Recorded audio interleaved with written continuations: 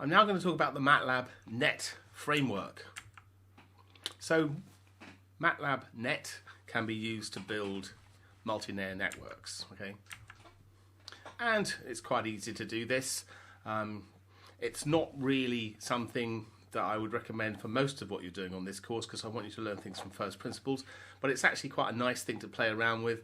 And I would also suggest that if you get stuck with doing any recognition or back propagation training or anything like that, you can always use this implementation in order to get you going quickly. So to build a feed-forward network is very easy. You just use the feed-forward net command. You just tell it how many hidden units you want. There's a configuration command. You pass it the network that you've built. You pass it training data and target data. And then you basically run with train. You give it the network, the training data, the target data, and you can also view the network as well if you want. It's got this nice user interface, if you like, that actually shows you what's going on. It'll show you the dimensionality of the input, the size of the hidden layer in this case, and how many outputs you've got, and also what kind of optimization it's running, and all this kind of information, how it's getting on, how it's processing the data, and there's lots of other things it will do as well. So basically you have to configure the number of hidden units, and that's with the feed-forward net command. The input dimension is actually set by the data that you pass to it, and here we're going to use it's going to be two-dimensional, and you've got 10,000 samples, and the output dimensionality is set by the dimensionality of the training data labels as well, and here we've got one output in this particular case. Obviously, because this is going to be a supervised learning scheme, and you've got your input and you've got your output, you need the same number of values in the input data and the targets. Okay, that's just listing some stuff. Then we can basically run the configuration and it'll build your network for it. The most useful thing to do is actually to use the help to work out how to do it yourself, and there's lots of information, lots of documentation on Matlab. So in order to run the training then, in this case, we're just going to say train, net1, give it the training data, give it the targets. And this will open up a panel. And you can select various options, like I said before, on performance, training, state, how's it getting on, error histogram, regression, all this kind of stuff. It'll plot things out for you. For example, this is best validation performance, what's the gradient up to, error histograms, and regression outputs and things like that. So having trained your network, you can then use it to generate a regression output or classification depending on what you're doing. And this will generate a prediction based on the input data, right? That's what it's doing. You just give it the input data, it calculates what the output data it thinks it is. And again, the input data must be the same dimensionality as the that you actually use to train it with. Obviously, you don't need as many samples, but that's fine. You can also view the network with the view command, and it will show you again, what is it that I'm trying to build. Again, this is very useful to look at because, if you accidentally get the transposed data set or something like that, you might find that you end up with, rather than two inputs, so a width of 2, then it'll end up with a width of 10,000. Then you've got the data the wrong way round. You have to transpose it. The other thing to note is the way it actually represents the networks. You've got the weight matrix and you've got the bias terms separately. So what we've been doing is trying very, very hard to put the bias into the weight matrix. So here it explicitly shows you what the bias is. What it also does is it shows you the summer in this particular node here, and it also shows you the output dimensionality of that particular layer and what kind of function you've got on it. And in this case, we've chosen some kind of hyperbolic function. Again, here's the output. We've got the weight matrix and the bias term. In this case, we've only got one output. And looking at that straight line, it appears that we've selected a linear network. So what effect do having hidden layers have in networks? Well, They are very important, and they basically mean, in terms of pattern recognition, for example, they change the boundary shapes that we can actually implement. In fact, we've got to use nonlinear units in multilinear networks if we don't want the overall thing just to be a linear network. So basically, typically what we're going to do is we're going to have an input layer. This is the minimum number of hidden layers you can have, which is 1, and an output layer. So this is already going to be a network which could do more than just a linear classifier or a linear regression. It's got a hidden layer, but we can have multiple layers as well, multiple hidden layers, and different numbers of nodes in layer 1 and layer 2, different numbers of nodes in the input, and you can also have multiple outputs as well. Now when we come to deep learning, we'll see that these actually are very, very shallow networks. So these have typically got never more than 3 layers in this kind of multi-layer perceptron approach. Whereas if you start using deep learning techniques, you may well end up with, you can even go to 20 layers. And there's lots of reasons why you'd want to do that. Now this is rather an old plot of what kind of things can you get when you actually change the shapes of the number of nodes and a number of layers in the network. If you've got one layer, then all your classifier can do is linear boundaries, right? So you can't solve things like the exclusive OR problem, right? Because you just can't get 2 boundaries because you want to separate the black and the white dots. You can't separate things which are not linearly separable, right? So basically it's just a straight line in 2 dimensions, a hyperplane in multiple. When you start adding in more nodes and more layers, what we find is the boundaries become a lot more arbitrary. Here's a second hidden layer we see that it can actually solve the exclusive OR problem in this particular example that we're using here. And as we put in lots of layers and lots of nodes, we can start doing arbitrary classifications.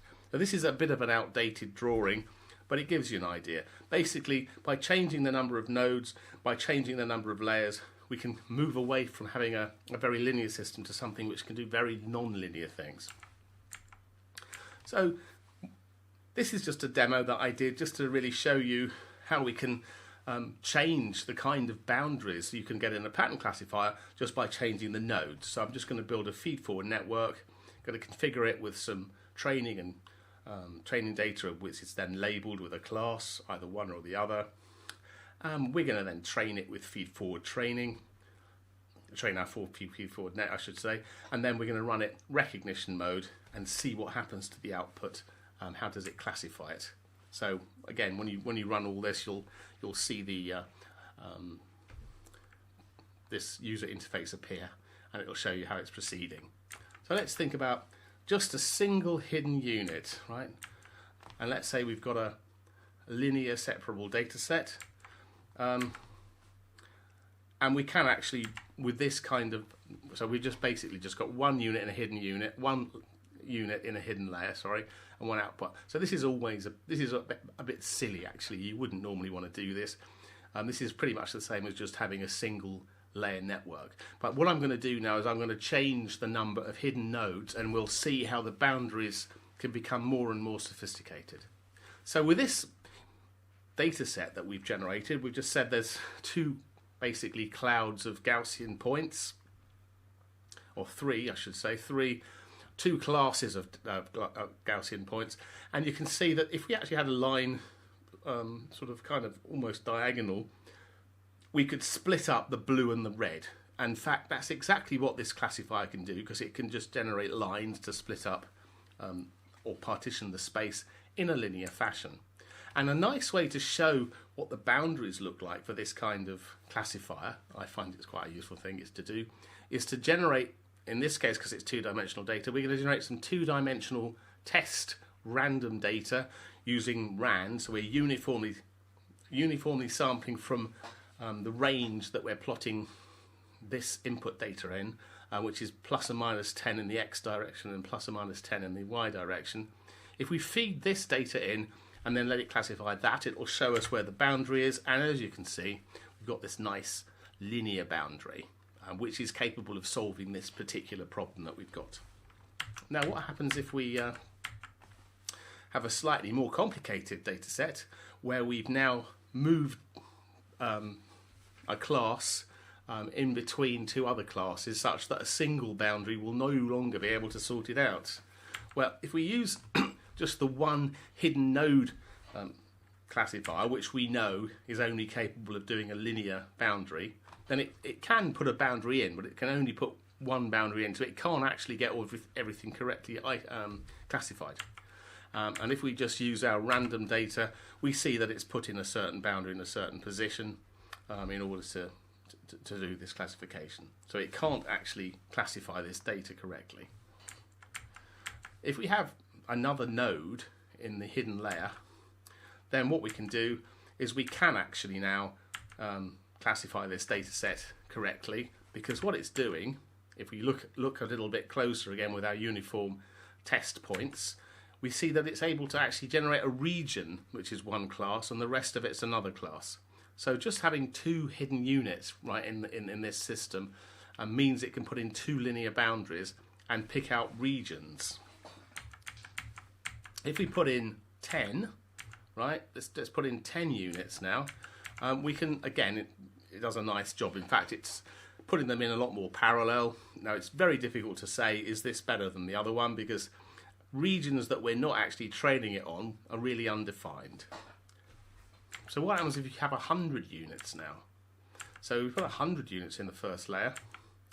Then, yes, it's working, but what does the generalization characteristics of the system look like? Well, it's starting to get a bit arbitrary, right? It looks like some strange things are happening. And this is a general problem with networks. If you don't train them on examples that they're going to see at some stage, the way they behave on them is going to be undefined. And what we're really doing, right, when we're training it on this kind of data, we're only using points in these three clusters. We're not showing it any data anywhere else.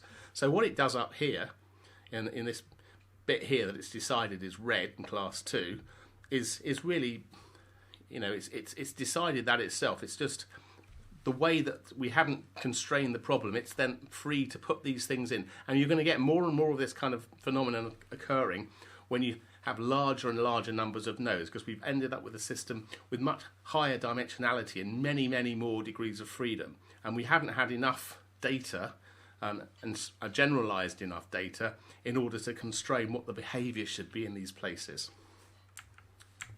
If you put 1,000 hidden units in now, what happens? Well, again, it will work on the test or the training data in this case, but what happens is it becomes very, very arbitrary. And this also illustrates another point, that if you have as many data points, when I should say it the other way around, as many nodes as data points, you know, some of these systems can actually learn pretty much the exact data training set perfectly, but then it's completely undefined when you put something else in. So in this particular case, it's still sort of kind of generalizing reasonably well round the red area, but you know what it's doing out here is very, very arbitrary. So you have to be very careful with having large numbers of degrees of freedom if you haven't got that much data, or you haven't got data which is spreading basically or spanning the space that you might be using it in. So again, let's now try a different data set, which is a bit more difficult to classify for a simple linear classifier. We're going to use a 2 hidden unit architecture in this case, and we've got a circle which is class 1 and the rest of it's class 2. What happens when we try to classify this? Well, it's struggling with 2 hidden nodes, right? So it can't really do a good job. It can only put in these 2 straight lines, if you like, to sort of try to partition the space. It's got some of them right, but not many. And the other thing is, you know, if you run it lots of different times from lots of different random starting points, it'll do something different every time. So this second time we ran it, it didn't get any points right. Okay. Putting in 3 nodes, well, what we find is it's then capable of kind of putting in 3 kind of linear areas, right? So it's got 3 linear boundaries, if you like, that it's trying to use. Obviously, they're getting a bit rounded at the edges, but that's already an improvement. It's got a nice enclosed region now, at least. And you know, as you increase the numbers, right, it can get more and more capable of doing this kind of arbitrary boundary, or this circular boundary in this case. And with 10, it's already looking a lot better.